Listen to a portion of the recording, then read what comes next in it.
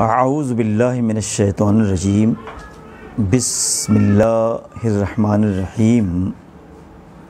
کما انتم تعرفون انا ادرس اليوم البعوض والانسان ما بقي منه احسب ان لذات البعوض قد اخذت مأخذها من عقلی و فہمی۔ مصنف یہ کہنا چاہتا ہے کہ مچھر نے جو مجھے ڈسا تھا اس کی جو ٹیس تھی، اس کا جو درد تھا، اس کی وجہ سے میری عقل متاثر ہوئی اور میرے سوچنے کی جو صلاحیت تھی وہ تک متاثر ہو گئی۔ وَإِنِّي قَدْ بَدَأْتُ أَحْظِي ہذیان المحموم، اور ایسا زبردست اٹیک میرے ذہن و دماغ پر ہوا کہ جس طریقے سے بخار زدہ کوئی شخص ہوتا ہے اور وہ بالکل بخار کی وجہ سے چکنے اور بکنے لگتا ہے، کہتے ہیں کہ وہی صورتحال میری بھی ہو گئی تھی۔ فَمِنْ أَيْنَ لِي لَوْ كَانَ الْبَعُوضُ إِنسَانًا وَيَفْهَمُ مَعْنَى الرَّحْمَةِ وَيَعْرِفُ قِيمَةَ الْمُرُوءَةِ كَأَنَّ يَسْمَعُ شِكَاتِي وَيَكْشِفُ ظِلَامَتِي۔ لیکن افسوس اس بات کا ہے کہ اگر یہ مچھر انسان ہوتا تو کہتے ہیں کہ وہ رحم کسے کہتے ہیں، اپیل کسے کہتے ہیں، وہ کسی مجبور کی آواز کو سمجھتا اور انسانیت کی جو قدر و قیمت ہے اس کو وہ پہچانتا، تو کہتے ہیں کہ اگر یہ ساری چیزیں اس کے پاس ہوتیں تو یقیناً جو میرا درد ہے، جو ٹیس ہے، جو میری شکایتیں ہیں، جو میں اندھیروں میں گھر گیا ہوں، ان ساری پرابلمز کو وہ سنتا اور سن کر یقیناً میرے اوپر اس کو رحم آتا۔ وَمَتَى كَانَ الْإِنسَانُ أَحْسَنَ حَالًا مِنَ الْبَعُوضِ وَأَرْحَمَ مِنْهُ قَلْبًا وَأَشْرَفَ غَایَةً۔ لیکن افسوس اس بات کا ہے کہ جو بار بار میں یہ کہتا ہوں کہ اگر یہ مچھر انسان ہوتا تو میرے مسائل کو، میری پریشانی کو سنتا، لیکن میں جب دونوں کو موازنہ کرتا ہوں تو مجھے یہ انسان جو ہے، جب اس کی کارکردگی کو دیکھتا ہوں تو مجھے کہیں سے بھی وہ مچھر سے بہتر نظر نہیں آتا، اور نہ ہی اس کے دل میں رتی برابر رحم ہے، ہمدردی ہے، اور اس کی جو زندگی ہے، اس کی جو منزل ہے، اس کو منزل کو دیکھا جائے تو اس حیثیت سے وہ اس حیوان سے، اس مچھر سے بھی گیا گزرا ہے۔ تو میرا یہ بار بار یہ کہنا کہ کاش وہ انسان ہوتا، تو میری یہ آرزو ایک طریقے سے آرزوئے لاحاصل ہے، بے معنی ہے۔ فَأَتَمَنَّا أَن لَوْ كَانَ مَكَانَهُ،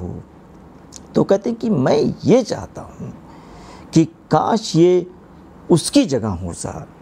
جو میں چاہتا ہوں۔ بل من أين لي أن هذا الذي أحسبه بعوضا ليس بإنسان۔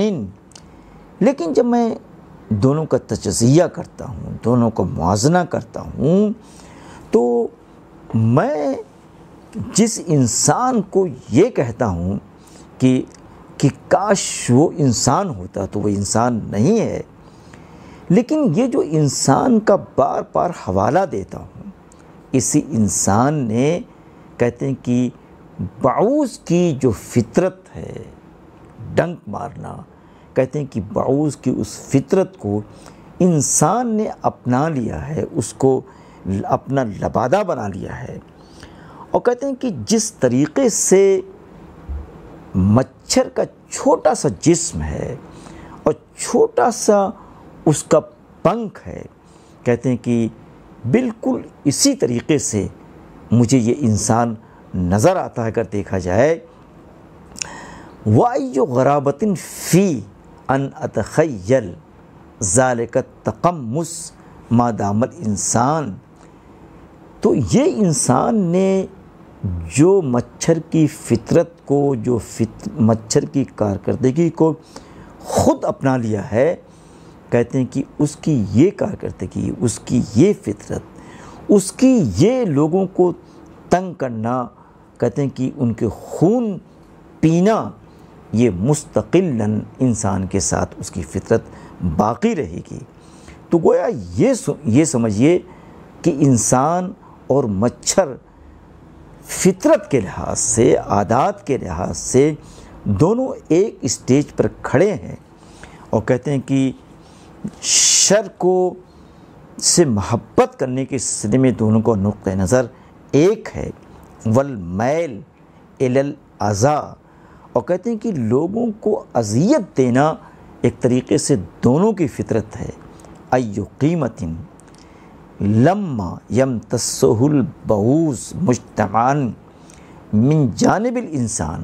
فی جانب ما یمتصہ القاتل منفردا من جسم المقتول۔ اب یہ تجزیہ جو کیا گیا ہے اس کا یہ رزلٹ سامنے آتا ہے کہ ایک مچھر، جو سارے مچھر ہیں مل کر جو کسی انسانوں کے جسم سے خون پیتے ہیں، وہ جسم برابر ہے، وہ ان سبوں کا خون پینا برابر ہے۔ جب کوئی انسان کسی انسان کو تیغ کر دیتا ہے تو گویا یہ کہنا چاہتا ہے کہ مچھر کا یہ ظلم، مچھر کا یہ اذیت دینا ایک معمولی چیز ہے اس انسان کے مقابلے میں جو قاتل ہے، جو ظالم ہے، جس نے اپنی فطرت تکلیف پہنچانا بنا لیا ہے۔ یہاں یہ بات کہی جاتی ہے، ان البعوض فی امتصاصہ الدم من الجسم اقل من القاتل ضررا واشرف غایتا واجمل مقصدا۔ کہتے ہیں کہ میں یہ دیکھ رہا ہوں کہ یہ جو مچھر ہے جو جسم سے خون کو پیتا ہے، اگر اس کا موازنہ کیا جائے قاتل انسان سے، تو یہ جو تکلیف دیتا ہے یہ بڑی ہلکی سی تکلیف ہے۔ اور کہتے ہیں کہ اس کی غرض و غایت پہ نگاہ ڈالی جائے تو مقصدیت کے لحاظ سے ہم مچھر کی تعریف کریں گے، اور اس کا یہ جو طریقہ کار ہے اپنی غذا کے حصول کا، اس کی بھی ہم ثنا خوانی کریں گے۔ وہ اس لیے کریں گے کہ لِأَنَّهُ أَنْ آذَى الْجِسْمَ فَقَدْ أَبْقَى عَلَى الْحَيَاةِ، کیونکہ وہ فطری اعتبار سے انسان کے جسم سے خون کو اس لیے پیتا ہے کہ اس کا یہی خون پینا اس کی زندگی کا اس میں بقا ہے۔ اگر وہ خون نہیں پیتا ہے تو مر جائے گا، کیونکہ اس کے سامنے اس کے علاوہ اپنی زندگی کے بقا کے لیے کوئی راستہ نہیں ہے۔ وَلِأَنَّهُ يَطْلُبُ عَيْشَهُ، اور کہتے ہیں کہ اسی طریقے سے وہ اپنی زندگی چاہتا ہے، باقی رہنا چاہتا ہے۔ وَهَذَا طَرِيقُهُ الطَّبِيعِي الَّذِي لَا يَعْرِفُ سِوَاهُ، اس کے علاوہ اس کے پاس کوئی ایسا راستہ نہیں ہے کہ اس طریقے سے کچھ غذا، کچھ رزق حاصل کر کے اپنے آپ کو زندہ ہوا رکھ سکے۔ وَلَا يَسْتَطِيعُ أَن يُدَبِّرَ لِنَفْسِهِ غَيْرُهُ، اور اس طریقہ کار کے علاوہ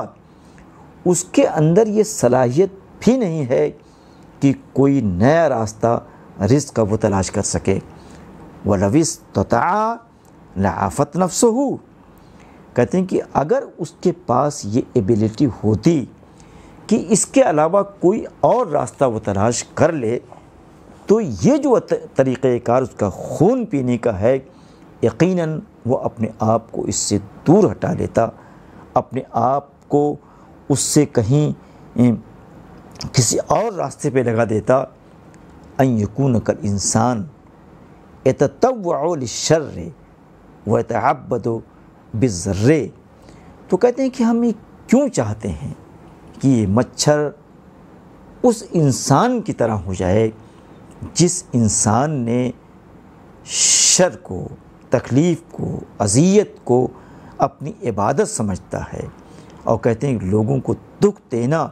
ایک طریقے سے اس کی فطرت میں داخل ہے، لیکن مچھر کے ہاں ایسا نہیں ہے۔ وہ اس خون پینے کے علاوہ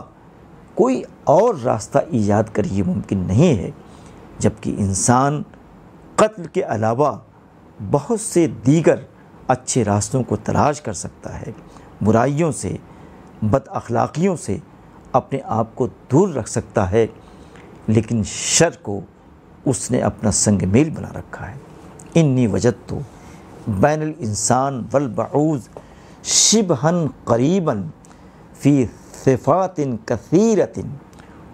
انا ذاکر لک طرفا منہا وتارک لفتنتک الباقی۔ کہتے ہیں دونوں کو جب موازنہ کرتا ہوں تو مچھر اور انسان کے درمیان بہت سی مطابقت نظر آتی ہے۔ کہتے ہیں کہ اس کا ایک پہلو میں نے آپ کے سامنے رکھ دیا ہے، اور بقیہ جو مشابہت کی اور وجہیں ہیں اور جو علامات ہیں ان علامات کو آپ پر چھوڑتا ہوں کہ آپ بھی دونوں کا موازنہ کر کے ایک خوبصورت سی تحریر کو ترتیب دے سکتے ہیں۔ البعوض یمتص من الدم فوق ما یستطیع احتمالہ۔ کہتے ہیں کہ مچھر کو جتنا خون پینا چاہیے اپنی بقا کے لیے، اپنی زندگی کے لیے، لیکن وہ اس سے کہیں زیادہ پیتا ہے، کہیں زیادہ اپنے پیٹ میں بھرتا ہے، اور فلا یزال یشرب، یعنی مستقلاً خون پیتا ہی رہتا ہے، حتی یمتلئ فینفجر۔ اور کہتے ہیں کہ اتنا پیتا ہے کہ اس کا پیٹ بلاسٹ ہو جاتا ہے۔ تو اگر وہ انسان ہوتا تو یہ جو اس کا فطری طریقہ ہے حصول غذا کا، وہ اس طریقے سے نہیں حاصل کرتا جیسا کہ حاصل کر رہا ہے، یعنی اپنی زندگی سے ہاتھ وہ دھو بیٹھتا ہے۔ تو یوں سمجھیے کہ فہو یطلب الحیات من طریق الموت، تو موت کے راستے پر چلتے ہوئے اپنی غذا حاصل کرتا ہے۔ وَيُفَتِّشُ النَّجَاةَ فِي مَكَامِنِ الْهِلَاكِ، اور کہتے ہیں کہ وہ ان جگہوں سے نجات کی امید لگائے ہوئے ہے جہاں پر ہلاکت ہے، تباہی ہے، موت کا گڑھا ہے۔ هُوَ أَشْبَهُ شَيْءٍ بِشَارِبِ الْخَمْرِ، آپ یوں جانیے کہ اس کی جو مثال ہے بالکل اس شارب کی ہے جو شراب پیتا ہے، پہلے ایک گلاس لیتا ہے، لیکن ایک گلاس پینے کے بعد جب اس گلاس میں اسے سرور نظر آتا ہے، کیف و انبساط نظر آتا ہے، اور اسے خوشبختی نظر آتی ہے، تو ایک کے بعد دوسرا چڑھاتا ہے، پھر تیسرا نوش کرتا ہے، مستقل پیتا ہی رہتا ہے۔ یوں جانیے ثم لا یزال یلح بالشراب علی نفسہ، مستقلاً اس کا نفس، اس کا دل شراب پر شراب، گلاس پر گلاس چڑھایا جاتا ہے، اور چڑھاتے چڑھاتے حتی یتلفھا، اور اپنی جان سے ہاتھ دھو بیٹھتا ہے۔ وَيُؤَدِّي بِهَا مِنْ حَيْثُ يَظُنُّ أَنَّهُ يُنْعِشُهَا، اور کہتے ہیں کہ یہ ان ساری چیزوں کو وہ یہ سمجھتا ہے کہ ان چیزوں سے اس کے اندر ایک سرور پیدا ہوگا، اس کے اندر ایک زندگی آئے گی۔ کہتے ہیں وَيَجْلِبُ إِلَيْهَا سُرُورَهَا وَحَنَاتُهَا، اس موت کی طرف، اس غلط قسم کے طریقے کی طرف، ہلاکت کی طرف شراب کا جو سرور ہے، جو کیف ہے، جو ایک مسرت اس میں ہے، یہ چیز اس کو ہلاکت کی طرف مستقل لے جاتی رہتی ہے۔ تو آج کے اس سبق سے بات اتنی نکلتی ہے کہ ایک حیوان کو جو فطری طریقہ اللہ نے جس کو دیا ہے، وہ اپنی فطرت سے، اپنے راستے سے باز نہیں آ سکتا ہے، اس کے اندر فہم نہیں ہے، فراست نہیں ہے۔ لیکن انسان جس کو فہم و فراست دی گئی ہے، وہ کبھی قتل سے، ظلم سے، شر سے، اذیت سے باز نہیں آتا ہے۔ وہ اپنے اعزاء کو، اپنے خاندان کے لوگوں کو، اپنے ملک کے لوگوں کو مستقلاً قتل کرتا رہتا ہے۔ گویا قتل کو اس نے وظیفہ حیات بنا رکھا ہے، جبکہ قتل کے علاوہ ایسے بے شمار محاسن، اچھے راستے اس کے سامنے ہیں کہ اس پر چل کر ان تمام خامیوں سے اور ان تمام برائیوں سے باز آ سکتا ہے۔ تو اگر دیکھا جائے تو یہ مچھر عادتاً، فطرتاً انسان سے کہیں بہتر ترین ہے۔ شکریہ۔